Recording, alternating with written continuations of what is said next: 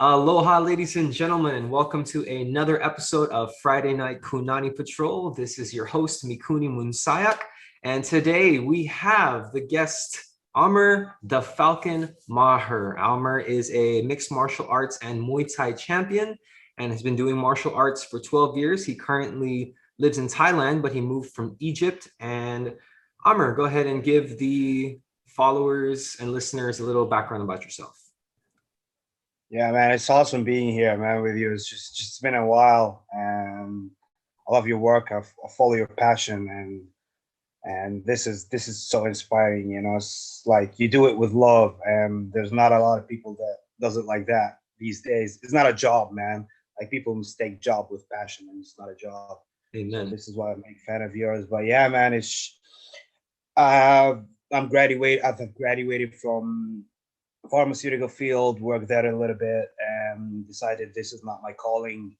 And like I threw away all that life just to pursue martial arts. And I sacrificed a lot getting here. It's just my marriage got sideways, and my family is not 100% approved of that, but it is what it is. And I got on a plane to Thailand, and then started my journey. Your father just hooked me up with a couple of fights until I was good enough to fight for the title, and I was blessed with that. I was blessed with a lot of people like your father throughout the journey, and then I decided to pursue Muay Thai since I was in the land of Muay Thai, and fought a couple of Muay Thai fights and secured the Taipei, which is the number one stadium in the North Belt, just a couple of months ago. And yeah, we moved from there, and I got signed to one championship and awaiting my debut right now.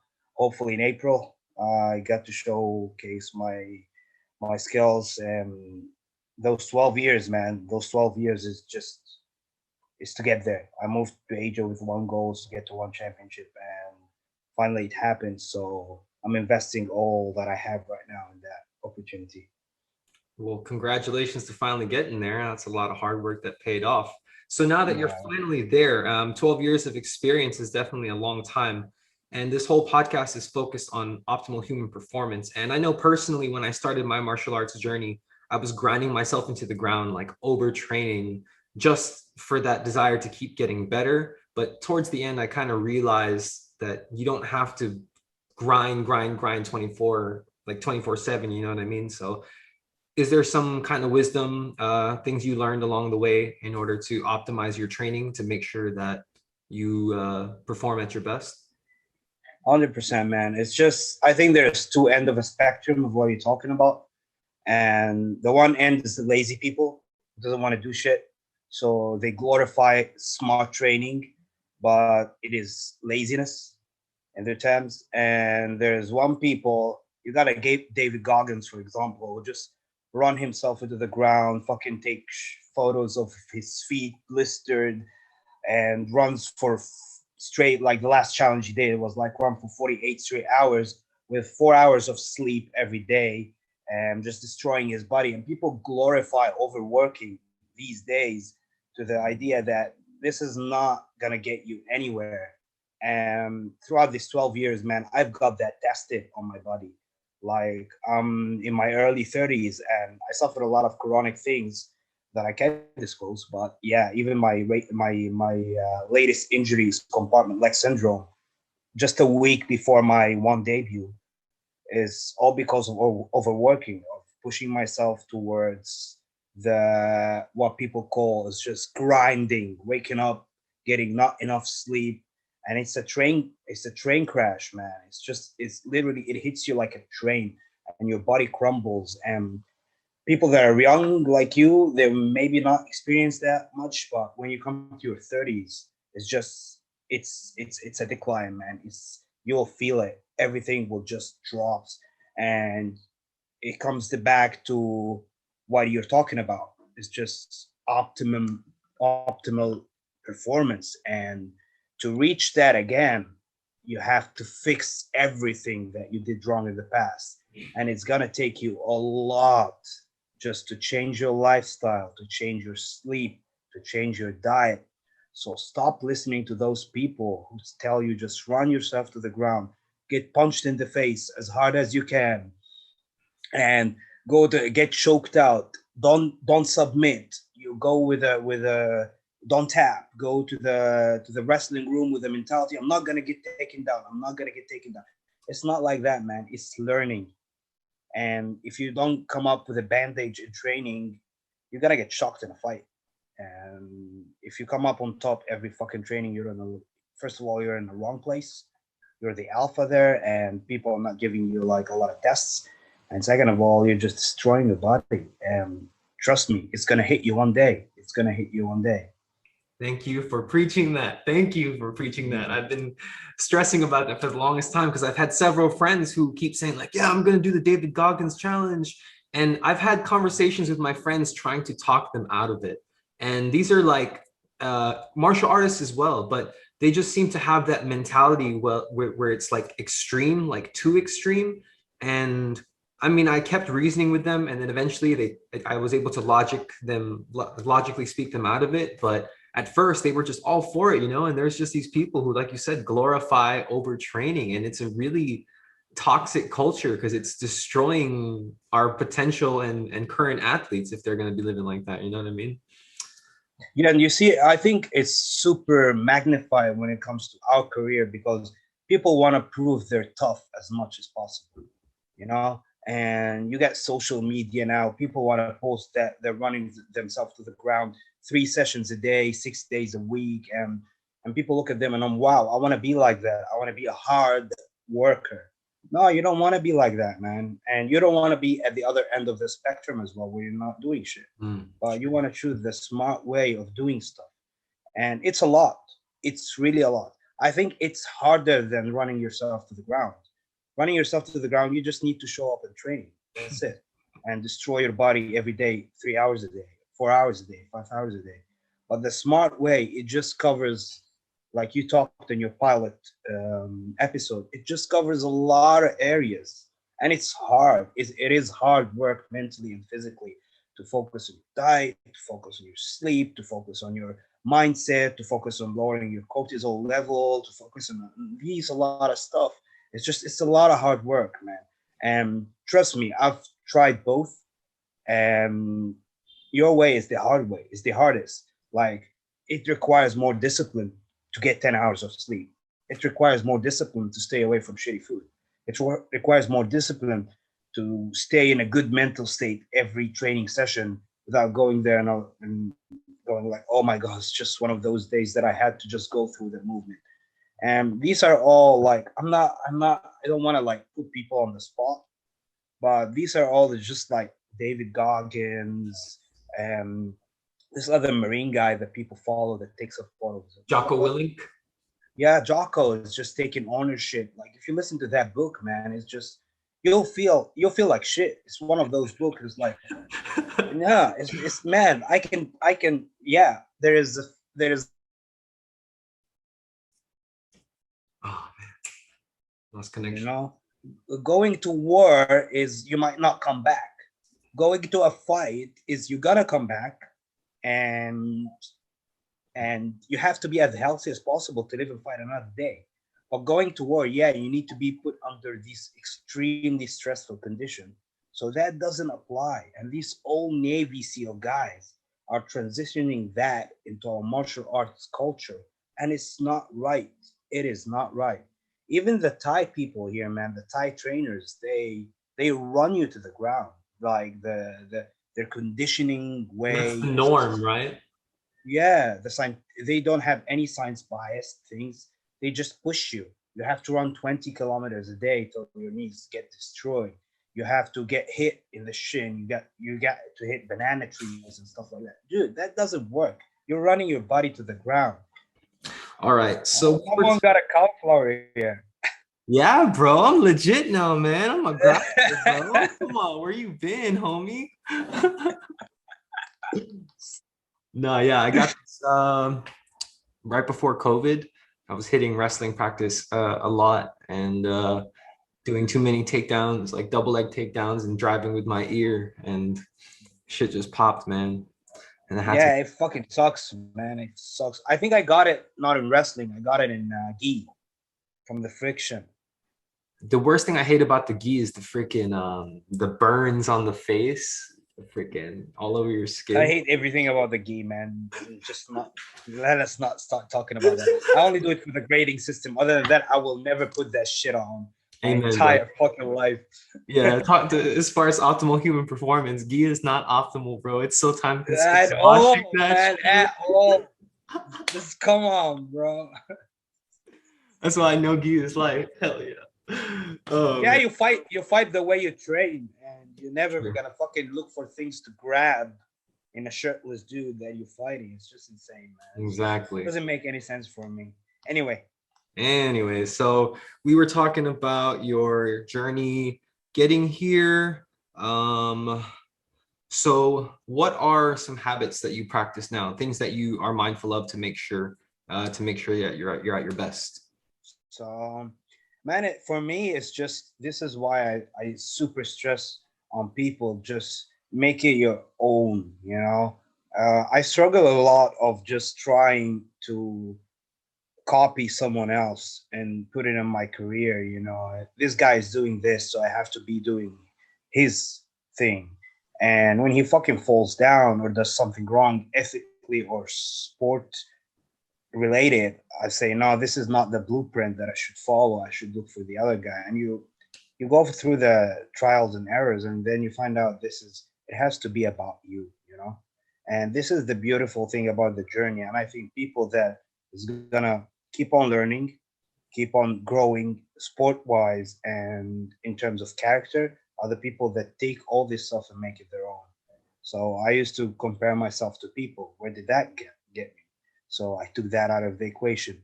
I used to work myself to the ground, like other people told me to be. Where did that got me? So I took that out of the equation. I used to eat whatever I want, having that shitty thing that people say that I have the insane metabolism, I can burn anything. No, bro, it's gonna take a toll on your body. And when it started to take a toll, I was like, yeah, I need to change that. So I think it's all about taking stuff and making it your own. You gotta learn through trials and errors, man. There is no one secret formula that is gonna get you there. There are some basics that you talked about, 7, 8, 10, whatever. Maybe some people have more problems, and maybe people have anger issues that they have to overcome. In addition to the 7 things we talked about, it's just you have to take everything, separate it, and treat it as a individualized problem, solve it, and keep on moving. Until there's no perfection. Everything is gonna come up. Everything is gonna come up. At least you got the basics right. The basics of healthy optimum living is right. And then when you get that right, everything else is just it pops out and you solve it. You pops out and you solve it. There's gonna be a problem. You're gonna lose. Even if you did everything perfect, sometimes you're gonna lose. Shit happens. Mhm. But at least you're okay with yourself. You're content. You're doing things. So do you have a nutritionist that you work with now that you pay more Yeah, attention to your diet? So yeah, what is yeah. your, for the aspiring athletes or even just the general population, like maybe they might want to know about what your nutrition regime is like? So I started out counting my micro and macro nutrients, which is really hard when you jump ships from eating 7-Eleven food to count your micro and macronutrients. So this was hard for me logging in everything that I eat and discussing it with my nutritionist until we logged on that website, my net diary, which you basically scan the barcode of the food. And if the food doesn't have a barcode, you just type the amount of food that you have in a gram and you get a scale, of course. You measure your own food and you type in the amount of food and it counts your own micro and macronutrients within the entire meal that you have. But I really don't advise people to start with that because it's been really, really a hassle doing it, jumping ships from being reckless to being super on point. So we changed stuff a little bit, and you can research that if you want. And he said for an athlete that is performing on an need to perform at an optimal level, you need to go through a 3-to-1 ratio. Three times your weight when it comes to carbohydrates, two times your weight when it comes to proteins, and one times your weight when it comes to fat. And this Oh, is so nice. simple. This is so simple. And you get through that. And when that become a habit, and you know what 300 grams of chicken provides you, and what 200 of grams of chicken provides you, and at the end of the day, what you need to compensate with protein shakes, or you need to take 2 teaspoonfuls of olive oil just to make up your fat. By the end of the day, when you get that whole ratio in your system, then you can start going in 100%, because the ratio changes. What if you want to lose weight? What if you're super overweight right now and you want to make featherweight, for example? Like right now, I want to fight at 66, my next fight, and I walk about 77 right now. So I dropped from 77 to 74 in the past month, and I follow a strict diet of 1,800 calories. This is when you have to count your micro and macronutrients. You're Yeah. not gonna perform at the optimum level, of course. It's gonna suck. You know, you're gonna feel hungry, you're gonna feel tired, blah blah blah. Your glucose storage is gonna be depleted, and it's not gonna be fully filled. So you're gonna suffer the next training session. But you adapt, you know. But if you wanna follow the optimal, no fight coming up, no weight restriction, just follow the 3-2-1 rule. It's so easy, so applicable, and it's gonna change your life. Mm. I think if people hear this, especially just regular general population, they'll be like, "You want me to eat 3 times my weight in carbohydrates? Would carbs make you Yeah. fat?" And I don't think people realize, especially being such high level athletes and having such an high performing and endurance sport, they don't realize that we need all those carbohydrates, not just pre workout, but post workout as well for recovery. Perhaps you can give the listeners a little perspective of what it feels like to train when you have enough carbs, and then what it feels like to train when you don't have enough carbs. What does that feel like for you? Yeah, think of it of this. You know, you have a sports car and you put it on a sports mode, and you want to drive it with a shitty petrol and with the half a tank full, and you want it to go 700 kilometers. It's not going to work. It's going to break down. It's going to break down. It's not, there's no magical formula that is going to make it cover the 700 kilometers in a sports mode on a half tank on a shitty petrol. There's nothing you can do about it to change it. So people say, yeah, 3 times my weight in carb. But if you imagine that that's in grams, Mm, that's not a lot. I'm not telling you to eat 30 kilos of rice. I'm mm. just telling you to put on, for example, in my weight, just 250 grams of carbs. That's not a lot. What's that look like to you? Maybe just eyeballing it. Maybe like a 1 cup of rice, 2 cups of rice. What is that for you? So 1 cup of so three about 150 grams of rice has about 70 grams of carbs. So let's say 3 tablespoons of rice has about 80 to 70 grams. So you need to about, if you divide it by your 3 meals or 3 meals and a snack, it's nothing. And the fat is so easy. You can get it from olive oil. That this is what I do. It's just, if I eat like something like steak has fat, or I eat the thighs of chicken, it has fat in it, and I don't hit my fat ratio every day, so I always compensate with olive oil, like 3 teaspoonful before I go to bed. Hmm. So not to drift away from my way of working, just a general formula is just you have, so your body works on glycogen storages, and when you start working out, you need to take the glycogen, convert it to glucose, and this is your energy, and glucose turn to ATP, and this is your energy units. So this runs out, and when this runs out, you're in trouble, you know. And the other, you'll hear people talking about the keto diet, that fat will provide you with more energy. This is not for our sports. Not for Our us. sport, our sport is, it requires explosion. Our Yes. sports, we don't run a marathon. We just only go hard for 15 minutes, and that's it. Bro, you need carbohydrates. You can't depend on fats. This is not gonna work, A because little bit. people have been changing a lot when it comes to that. And yeah, keto, because fat produces 1 gram of fat produces 3 ATPs, and 1 gram of carbs produce 1 ATP. So why don't I switch to fat? because it takes about 20 minutes for your body to start burning fat. So after you finish the fight, you'll feel awesome, but you're gonna get your ass kicked in the fight. So it doesn't. You need the carbohydrates, man. So if you go through 2 training sessions, you have to fill that 3 times your body ratio, and it's gonna get depleted because you burn about 600 to 1,000 calorie a training session. Man, I So wish that all martial artists had a basic knowledge of this kind of sports physiology, because if they knew about how carbohydrates are the main source of fuel for our kind of high intensity exercise, and that how it's necessary both pre and post workout for recovery, like people would just have a way better overall life. Because I mean, I've spent so many years feeling like shit, like not eating properly, not fueling properly before or after my workouts. And then once I started learning about, glycogen storages and keeping them full and then replenishing them after, like just made a huge difference in my performance, recovery, and just overall mood for life, man. It's crazy. yeah, I think people just like need to read, man. It's just not that complicated. Just read about your super, you know how your car works, you know how your computer works. How come you don't know how your body works? Just read about that. Read what your body needs. It's just people drift away, as you said. People drift away from, it's just work that's gonna get you there. That people drift away from the rest, from the diet, from other key factors, from the stress levels, the cortisol. And if you drift away from that, the work you're doing is not going to count.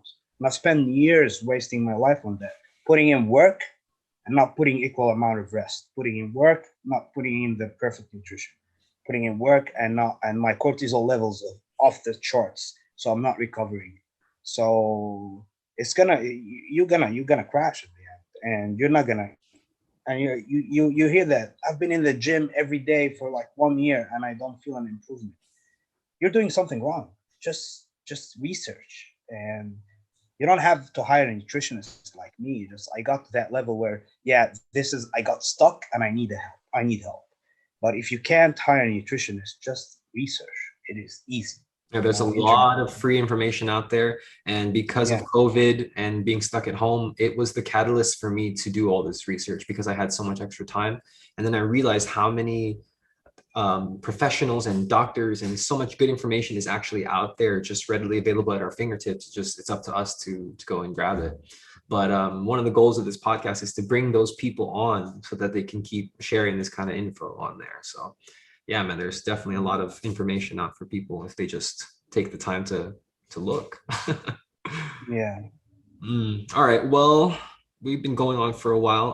Let's go into your. I know you were supposed to have a one championship debut before, but then there was a big complication, and you had like this. There's like a big story of triumph that might be inspirational for other martial artists who might be on the same path as us. So if you could go into that, that'd be cool. Yeah, I was supposed to fight at August 28th, and a week prior to the weigh-ins, I was getting the normal medical checks that the ONE FC requires you to do, and the doctor like noticed like a swelling at the beginning of my thigh, like some kind of a lump, and he was like, "This is not normal." And as an idiot of a martial art, I was like, "I didn't get it. I don't know. It's just I want to fight. Just ignore it." And he was like, "Do you feel this, and that?" And I really, everything he said was in the manual that I was feeling for a couple of months. Like my heart rate was off the charts. Oh my. I feel a little bit of numbness in my foot, and he can tell on my face that I was like, "Huh, this is why this is happening to me." And he was like, "No, we need to do an echogram and see what this is about. I will sign off the paper, but you need to know what this is about." So he did the echogram, and we found out that we have something that you can look it up. It's called compartment leg syndrome, where the blood supply is cut from a part of your leg. Like literally the muscle dies in your leg. Part of the muscle dies because it doesn't get any nutrients for a long period of time. And his estimate is this thing started February because my muscle decayed as well. and it caused inflammations that attacked my heart, my lungs, my kidney. And he was like, listen, you're at a choice now of going into a fight and losing your leg or going through the surgery. And I had to go through the surgery. They cut up 2.3 kgs from my leg of muscle, of decayed muscle. And I couldn't walk, of course. I lost a lot of muscle mass. And it's just the whole process of walking again was a miracle. It's just, I was blessed. I really had a very good doctor that I could trust and lay my trust on, and he was super sufficient. He was like really on getting me back to being an athlete, not just a normal human being with a normal job. But it was really, like, when I think about it, it was really a tough time, man. And I had to be hooked to a machine that's called negative back suction. So basically, they cover the wound with a paste and they pressurize the paste so bad. It's just a scientific thing, just to speed up the healing process. So in a month, I was stitched up and I was able to walk with a crutch. The but the damage is still there, until this day. It's just my leg's not right. It's just, I'm still doing physiotherapy till that day, and it takes about 14 months for the leg to get 100%. So I passed about seven months right now from the date of injury, August. Yeah, about 7 months. Yeah. So tell me about how you felt during the time of like when you found out, and then in the process of healing, maybe just like a couple weeks after. Because I mean, there's a lot of people who, I mean, I'm sure you're not the only one who's had like a big break and then some shit happens and then their dreams are put on hold.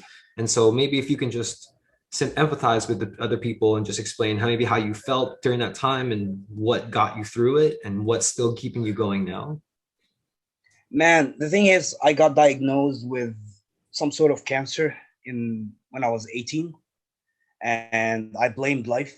It was testicular cancer, and I blamed life for it. I blamed everyone. I even blamed my own genetics for it. It was just like, what kind of genetics is that? It's just, I'm a young kid with the whole world coming up, and I get hit with that when I'm 18 years old. It's just, and that had a long-term impact on me. Maybe I've never disclosed that, but that had a long-term impact on me that I even can have kids because of that.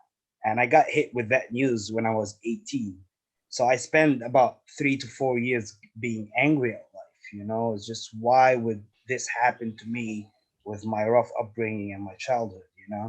And it took me a lot of time to recover, because I was angry. So my body was fighting a battle and my mind was fighting another battle. And this is one of the things you talked about. It's just, your mind state is everything, man. If your mind state is right, your body will heal faster. But my mind state was like, fuck life. I don't want to live anymore. And my body was fighting its own battle to heal when I was young.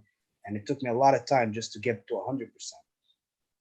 And it was miserable time, miserable years. And then in 2019, after I fought for the title, I broke my leg. I broke my what is called. I don't remember the name of the bone, man. For God's sake. Anyway, so I broke my leg, and I had to take 6 months off. And same mentality. I didn't change. I didn't learn. I was angry at life. Hey, good things starts to happen to me. Why would God let that happen? And I should have healed so well, but it took me a lot of time to heal because of my mental state of being in Wow. anger, and and and as we talk about, when you're stressed, cortisol levels are off the charts, so you don't heal. And then I got hit with that, and I gave up, man. I literally gave up. I was like, hey, listen, you have two options here. You can literally copy the same patterns that you had the last, say, 2 times that you got diagnosed. You can go into depression. It can take you years to heal. Or, and people will say this is cliche, you can be positive at this point, but you don't have any other option, man. Or you can just take it day by day, fight the battle, respect your body, and give up literally to your injury. Like, listen, my body is broken. I'm not going to fight it. I'm going to stay calm. I'm going to take it day by day and see what happens. So this is what happened. I just gave up, I relaxed. I paid attention to more important things, which is how can my body heal faster? This is when I started eating well. This is when I started sleeping well. This is when I started every time I go into a depression because I saw people training on Instagram, I stopped being on social media. I just avoided everything that was gonna get me into a down slope of not healing. And when I did that, I recovered in like I had a fight two months later. Like I jumped into the ring 2 months later, and I'm still not 100%. I got kicked in that leg. I felt it, and I had 5 Muay Thai fights in from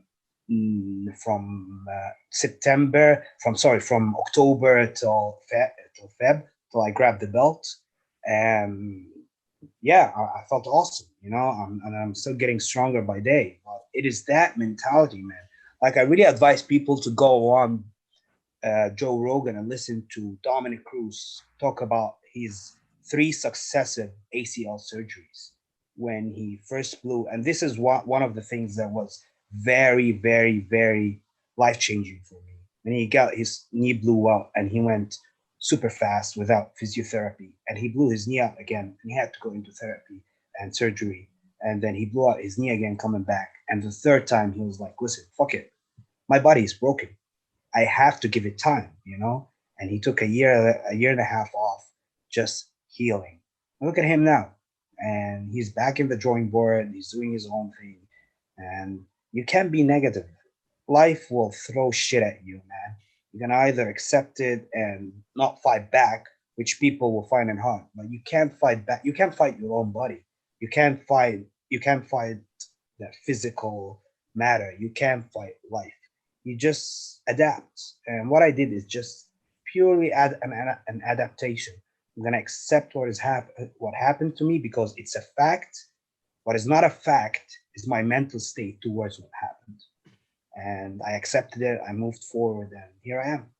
That's beautiful, man. I think I remember hearing some quote, and they were saying that acceptance is recognizing the situation that's happening without any judgment of it, just realizing what it is and no judgment. And then just from there, then you can move on. But it's not until you can accept what's going on so you can move forward.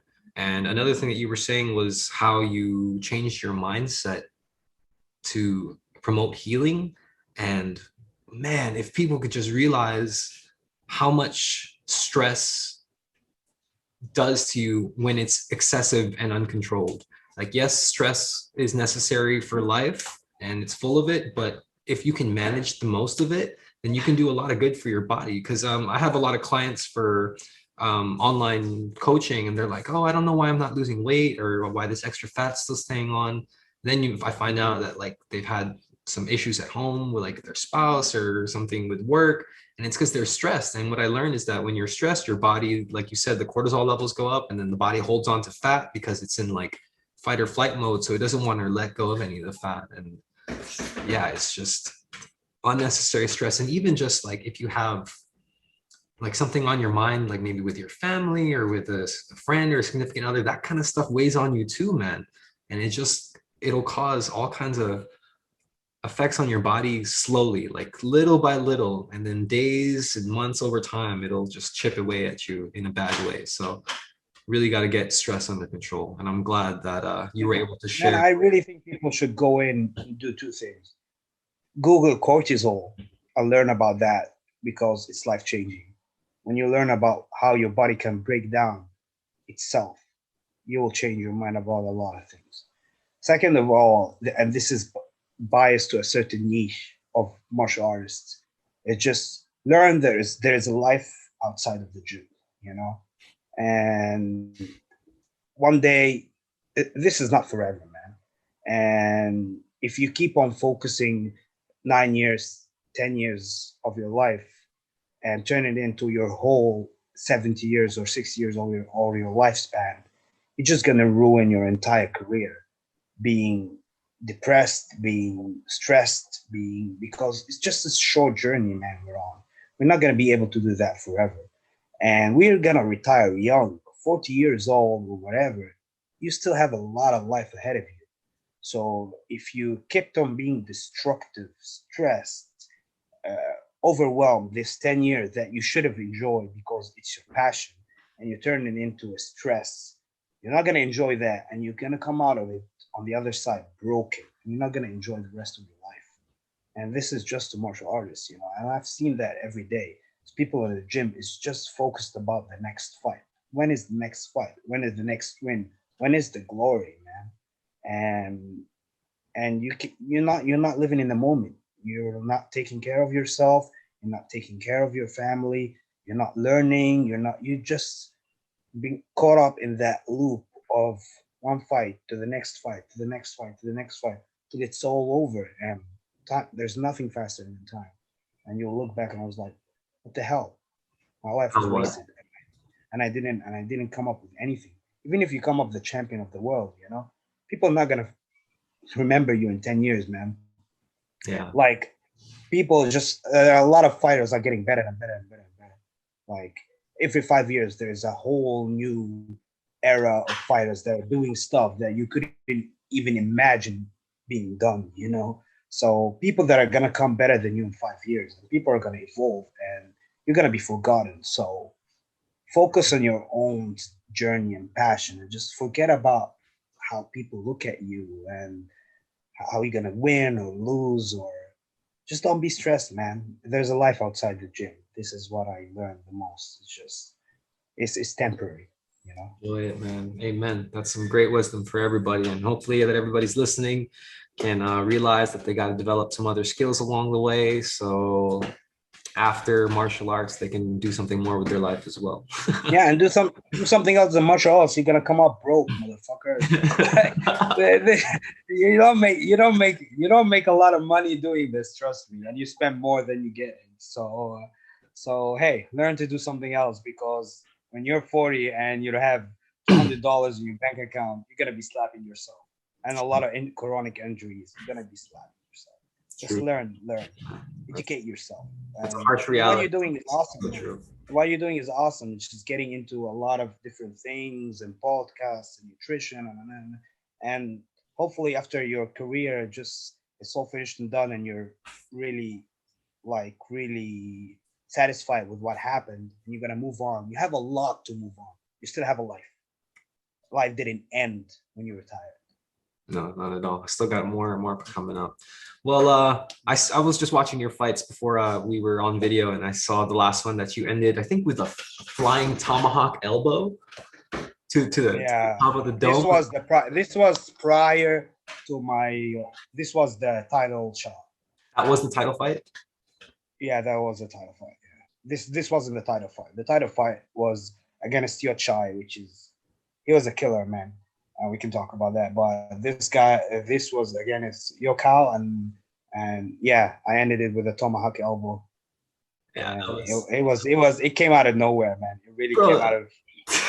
He kept on ducking, man. Like he kept on ducking after throwing the overhand because he wanted to take my head out. And with the shetty technique, he will drop his head to the left side and come up with an overhand.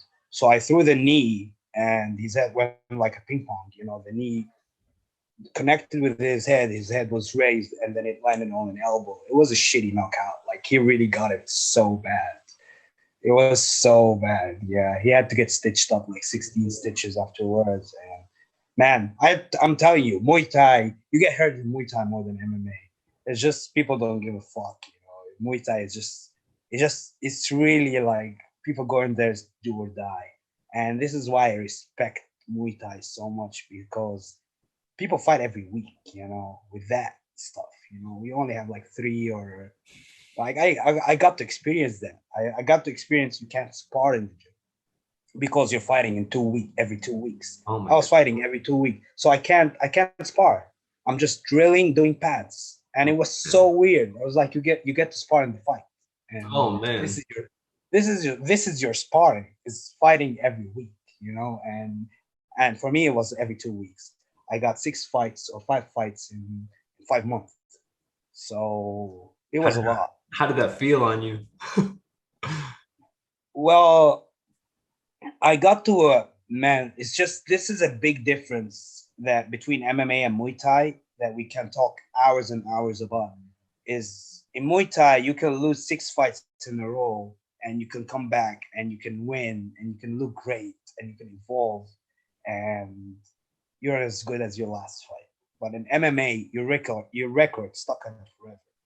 So people in MMA focus more on the record than more on evolving. So in Muay Thai, you don't give a fuck. You take fights, you lose some, you win some. At the end, you're as good as your last fight. You know, even if you lost 15 fights in a row, you come in the 16th, you knock a guy out. 17th, you're better. 18th, you're better. You're getting signed on to a major league, and you're moving on. But in MMA, if your record sucks, you're not going anywhere. So this is, I was really having fun. I was really having fun because I don't have that stress of Mm, like, shit, if I lose, that goes on my yeah. record forever. If I lose, I lose. I go back, I Got another assess, I fight come later back in two anyways. weeks, I fight again, you know? And this is why I appreciated Muay Thai so much because it has that difference between MMA where you don't focus so much on winning other than growing, you know? Mm. You're really, really, before a fight, it's just like sparring. If you take a bandage in training, you just go back and assess. And in fighting is the same. If you take a bandage in a fight and you lose, you go back and assess. You come back the next fight so much better, so much better. You know, so I really enjoyed it. I really enjoyed the ride the 5 months. It was good coming up, clearing the rust a little bit, and I really enjoyed it. And having the belt on the top of that was just amazing. Those consecutive fights were happening post surgery. Yeah, How many months post surgery? 2 months. Bro, you're you're savage, dude. Yeah, That's crazy. Oh my God. I On was blessed, man. I was really blessed. I was really blessed. I wouldn't say I was really blessed. Like you said, it's mind over body, man. It's just when your mind is right, I swear you can do anything.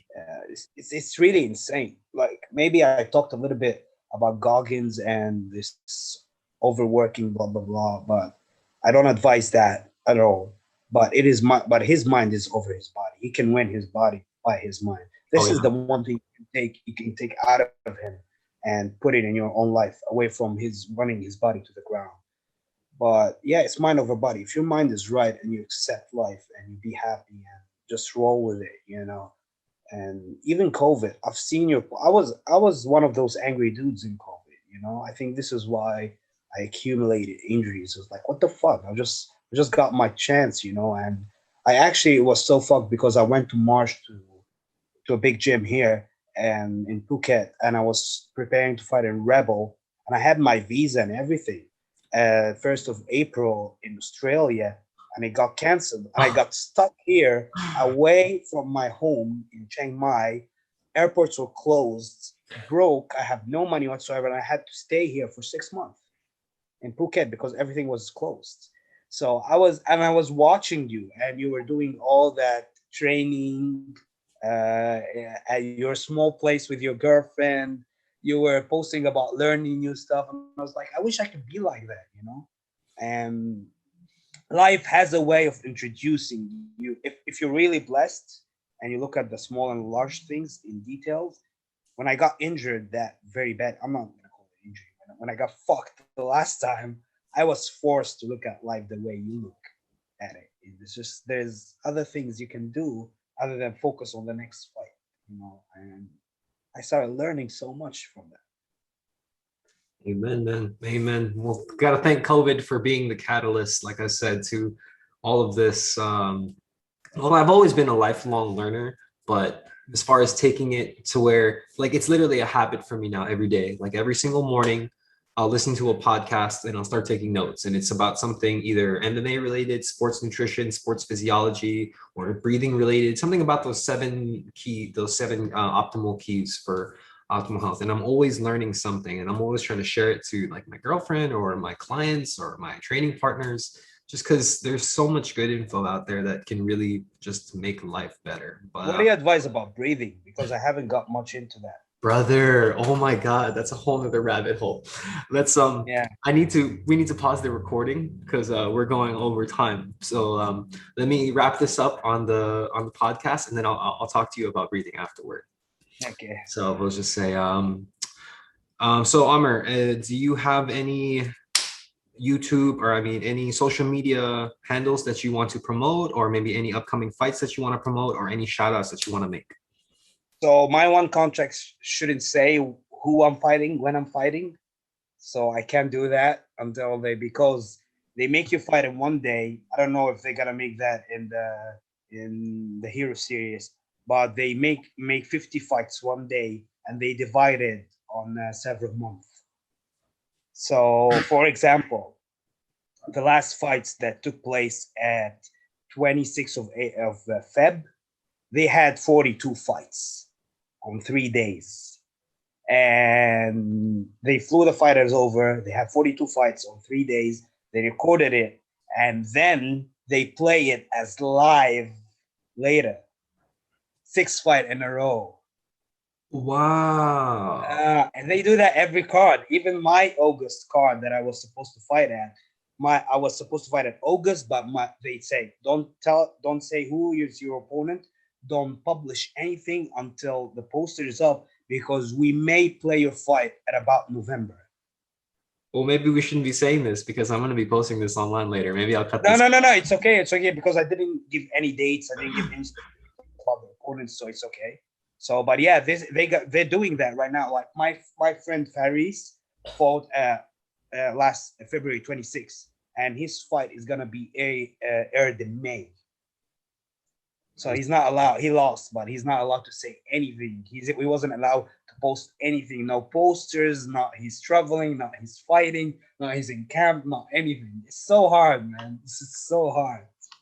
Oh man. Okay. Well, I don't know what. So everything you just said, I'm okay to leave as far as audio because. Yeah. I was careful. Don't worry. All Don't right. worry. Well, what's your social media handles and make any shout outs to like maybe your team, coaches, or whoever. Okay, so yeah, I'll give a shout out to Team Quest, of course, who maybe one day you'll decide to come and drop by finally, and I'll give a shout out to my, yeah, 100%. And so should I do it now? Yeah. Go ahead. No, okay. So yeah, I think one of the most people that really changed my life that I have to mention is my Muay Thai coach the past 5 months. Who's the guy that got me through all that fights from Spirit of Siam, Marco Marcel. He's an amazing. Oh, I was gonna. What did I hit? You're good, bro. I don't know. Okay, I hit something. Okay. So yeah, I want to give a shout out to Marco, man. He's an amazing human being. He took me out broken, like really broken. I couldn't kick, I couldn't do anything, and he worked with that. Like even when my leg was fucked up after the third fight, the fight that I ended with a tomahawk elbow was we just boxed. And he's that kind of coach that listens to you and not say, "Hey, you're doing this wrong. You're doing this wrong." He was like, "No, let's sharpen your tools. You're doing this for 12 years and it worked. So let's make it better. Let's not take it out of the equation. Let's make it better." So shout out to Marco. He's Marco Marcel. He's an amazing dude. Like I'm really blessed to meet him up in my journey. Shout out to Dylan for sponsoring me the last 3 years at Team Quest. Hopefully everything comes back after COVID and Team Quest rolls strong again. And we're a big name, so hopefully we're all strong again. And shout out to your father, man. Yeah, the guy is just it's just amazing. Freddie is just Mr. Freddie. I never call him Freddie. Like he's just like really talk a broken kid who's angry, and he gave me the opportunity to compete several times in the Philippines, and he made me who I am today, and I'm always grateful for him. And I'm not saying that because I'm on your podcast. You can check my history with him. It's just I'm always thankful. This guy contributed to a lot of growth. Like he made a post of all the guys that went to one championship off his shows, and we're like a lot of people. Some of them are grateful, some of them are dickheads who fucking took every opportunity they can and they left away with it. And two of them are in my weight division, so I promise I'm gonna take their scalp. I promise you that. And I'm gonna give him a shout out later. So, and that shout out for you for having me. Thank you Thanks, so man. much. It's been so Appreciate you. much pleasure, and I wanted to catch up with you. And man, it's just I'm not telling you this. I'm a big fan. I learn a lot from the people around me. I don't follow a lot of people. I don't look at a lot of stories on Instagram. I mute a lot of people. But you're one of the guys that is always positive about life. And being positive about life is just this is all you need in this hard time, man. And I promise you, it's gonna get you somewhere. I appreciate you being here, man. I appreciate all your time. And I believe that our positive vibes will have a ripple into eternity. So, Hopefully, man. yes, sir. All right. Well, there you have it, ladies and gentlemen. That was Amr Maher on the KunaniPatrol podcast. Have a happy Aloha Friday. And this is Mikuni Munsayak signing out. Mahalo for listening to another episode of Friday Night Kunani Patrol. Feel free to follow my journey at KunaniPatrol on Instagram and Mikuni Munsayak on Facebook. Also, be sure to click that like button, comment at least one thing that you learned from this episode, and share this episode with at least one person. Lastly, if you wish to support my journey, click on the Ko-Fi link in the podcast description. All donations will go towards creating more content to help you all live your best lives. I am Mikuni Munsayak, signing out. Aloha. Friday night, Kunani Patrol.